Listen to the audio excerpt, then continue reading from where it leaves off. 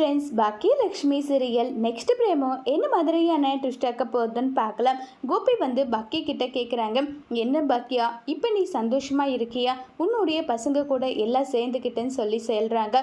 இதை கேட்டதும் உங்களுக்கு கொஞ்சமாவது அறிவு இருக்கா? எதுக்காக நீங்கள் இப்படி பண்ணுங்க? நீங்கள் இப்படி பண்ணிட்டா மட்டும் நான் என்ன சந்தோஷமா இருக்க போறேன்னா? உங்களுடைய அம்மா கேட்குற கேள்விக்கெல்லாம் பதில் நீங்கள் சொல்லுவீங்களா? சொல்லுங்க.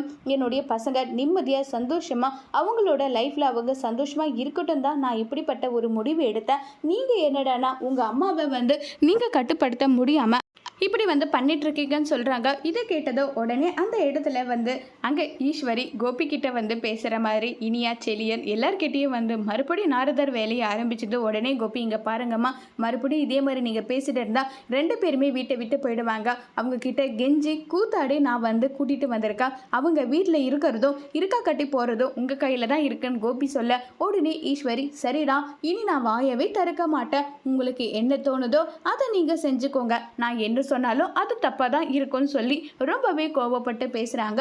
இதை கேட்டதும் மனசொடிஞ்சு போகிறாங்க ஈஸ்வரி. உடனே கோபி பாக்கிய கிட்ட போயிட்டு, இனி அம்மா இதை பற்றி எதுவுமே பேச மாட்டாங்க, அதுக்கு நான் கேரண்டின்னு சொல்லி கோபி சொல்லிட்டு அங்கேருந்து கிளம்பி போகிறாங்க. அதோட இந்த பிரமவை முடிச்சிருக்காங்க.